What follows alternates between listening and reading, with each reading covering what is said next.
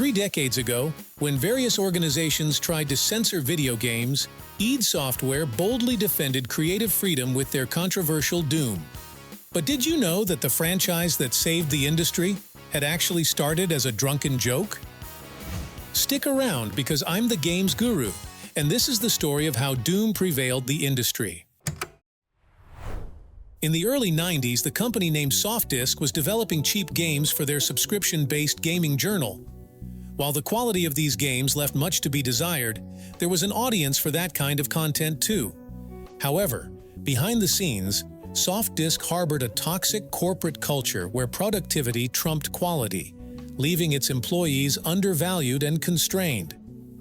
Within this environment, 4 talented developers, programmers John Carmack and John Romero, game designer Tom Hall and artist Adrian Carmack, quickly became friends.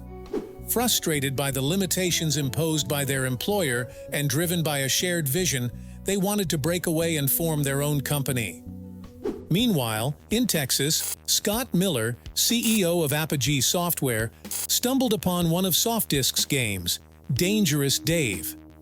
Miller liked the game so much that he decided to contact its lead developer and recruit him into his own company. Discovering John Romero's role in the game, Miller reached out to him several times under the guise of dedicated fans. But Romero wasn't a fool. He traced the letters back to Miller's address to confront him. Miller apologized, revealing his desire to win over SoftDisk's talent, and offered a deal. Although disappointed by not actually receiving mail from multiple fans, Romero agreed and invited his friends from SoftDisk into the deal.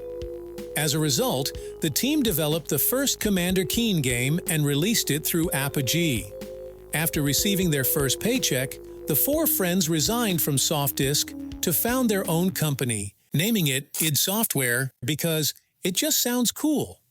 From there, id Software developed a few more Commander Keen games, pioneered world's first 3D game engine, and developed Wolfenstein 3D using it, which often hailed as the grandfather of shooters. Unfortunately, despite their innovative ideas, id's games weren't as popular as they wished, as the company critically lacked experience in product design. Then, Tom Hall, the company's lead designer, had an idea. Who plays video games? Young geek guys.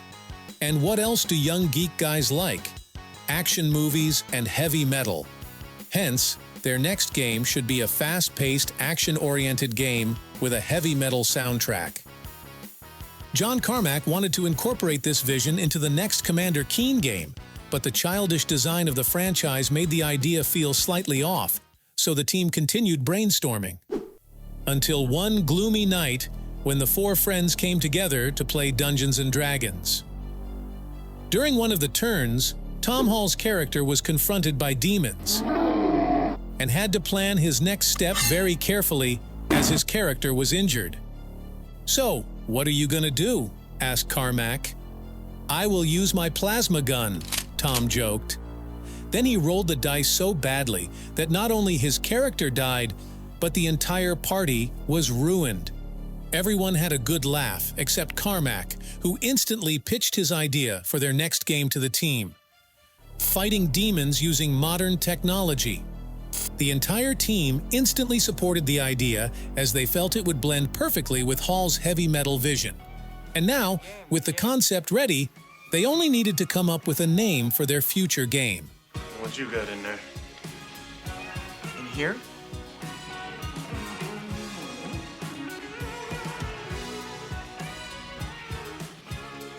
Doom. However, id Software soon came to realize that to develop a groundbreaking new game, they needed more cash flow.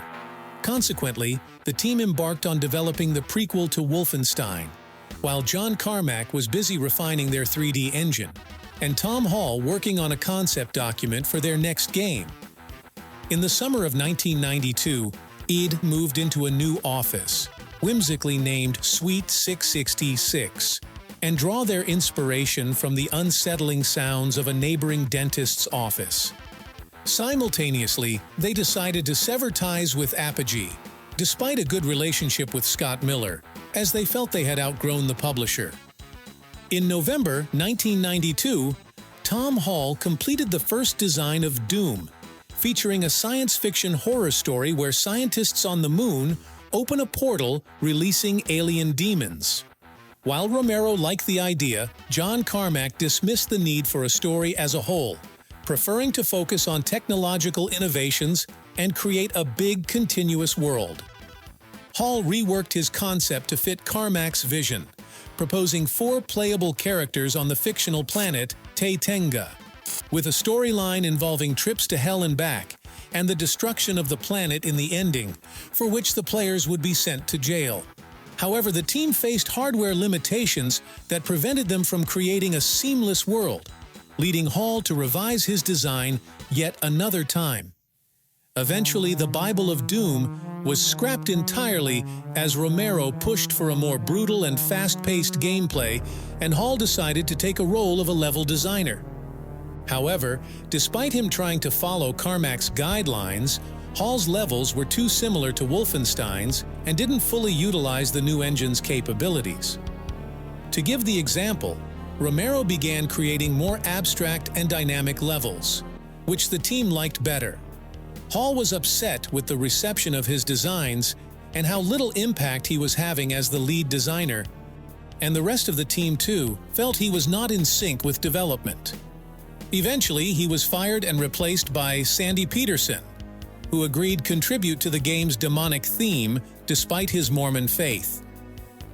Meanwhile, Adrian Carmack and Kevin Cloud worked on the game's graphics. They created nightmarish monsters using clay models photographed in stop motion, and even hired the practical effects specialist from Hollywood to work on some more difficult models. To handle the game's release, id hired Jay Wilbur as CEO, who also was the sole member of the business team.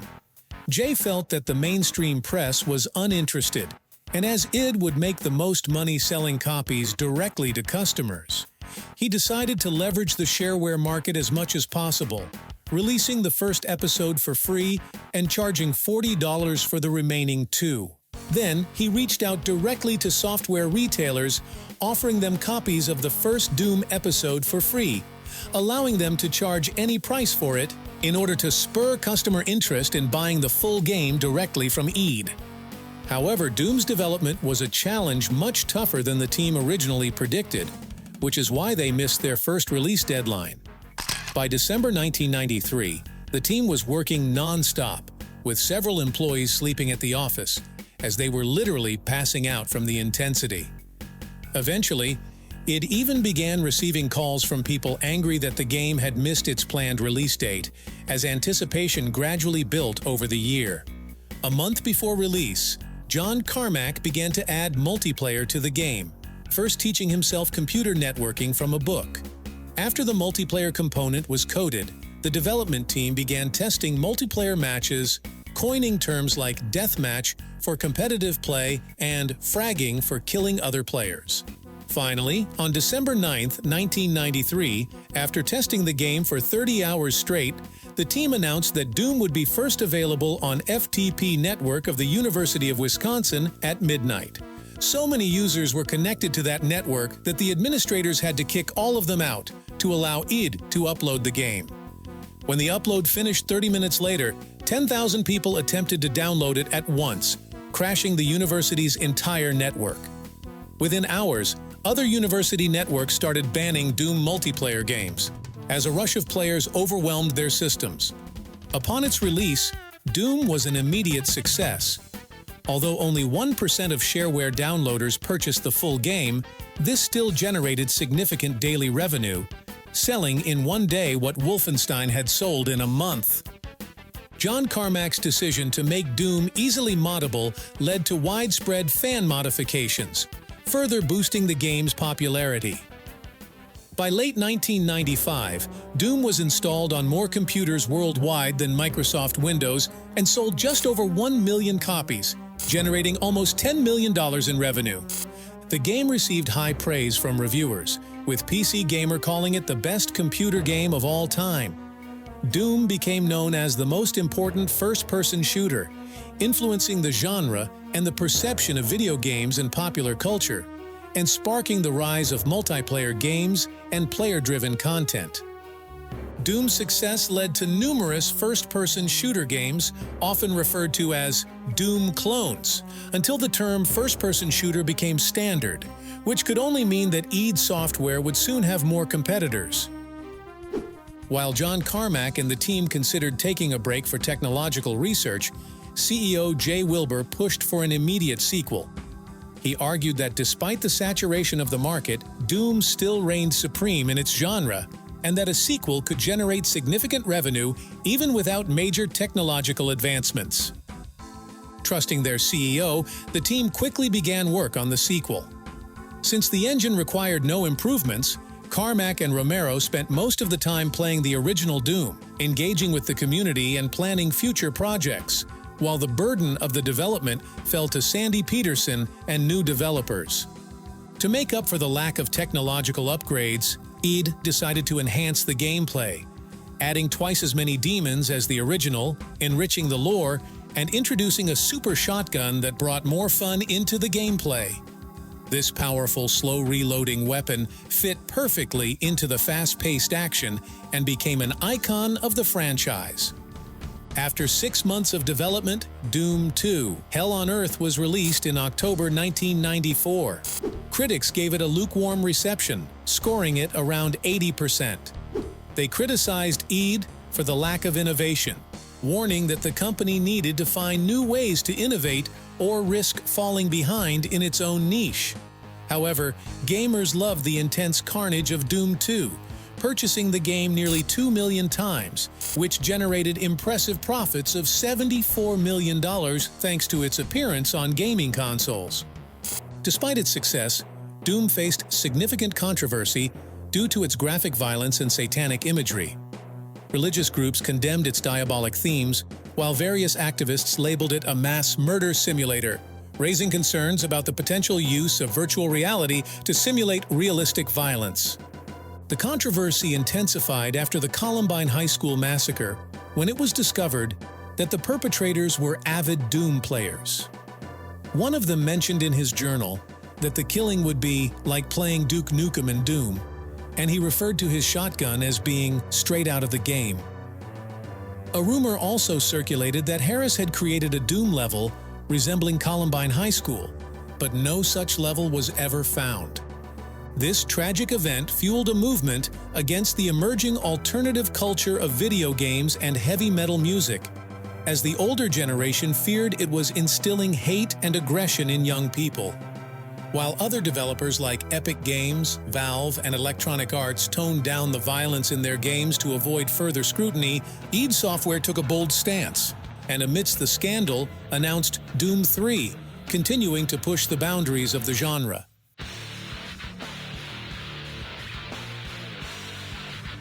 After Doom 2, id Software finally reached its founder's goal of rendering true 3D graphics in real time.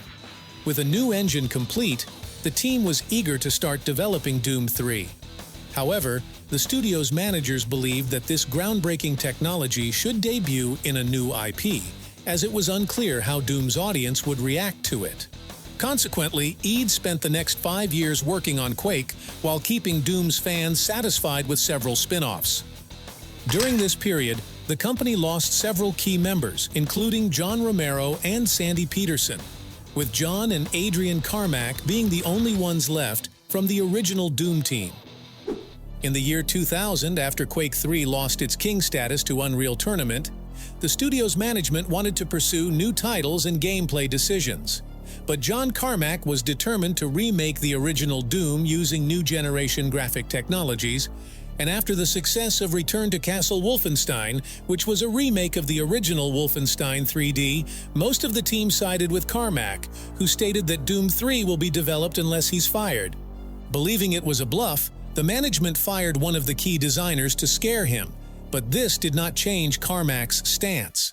Eventually, the managers approved Doom 3's development, but with several conditions.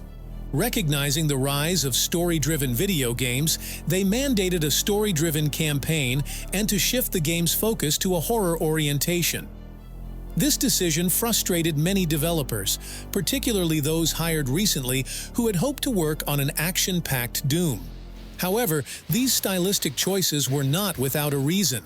Truth is that the new id Tech 4 engine offered the best graphics of its time, but it also suffered from poor optimization and occasional graphical bugs.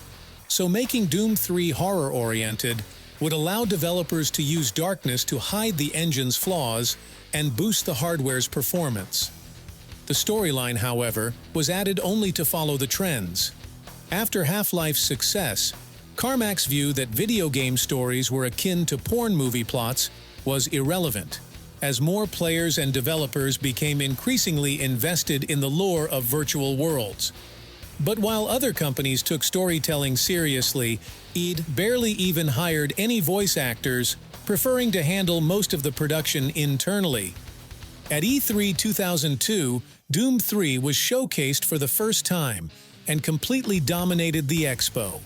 As anticipation for the return of the king of shooters built up, Carmack realized that the studio had no room for mistakes and delayed the release for another year to properly polish the game. But when Doom 3 was finally released in August 2004, it received high ratings of 90% from critics, who loved Doom's blend of horror and action, and several Game of the Year awards. The reactions of gamers, however, were mixed. New-coming players, too, loved the horror-oriented gameplay, while longtime Doom fans lambasted the reboot for its ridiculous storyline, slow-paced gameplay, and the shortage of duct tape on the Martian military base. Soon, some fans discovered that playing Doom 3 on the highest difficulty made it feel more like its predecessors, but it was far too challenging for many gamers to even try. Despite these flaws, Doom 3 sold 3.5 million copies, an impressive feat for a single-player game of that time. However, it failed both to satisfy old fans and attract new ones, leading id Software and the Doom franchise to take a decade-long hiatus, only to make an epic comeback and save video games once again. But that's a story for another time. Unlike Doom, I won't make my fans wait forever for the sequel, so subscribe to the channel to see Part 2 first. Meanwhile, why not head to the comments section and share your fondest memories of Doom? You can find mine there too. Also, check out my documentary on the Unreal franchise, which too made no less significant impact on the industry. I am the Games Guru. Love to all, and I'll see you in the next video. Bye-bye.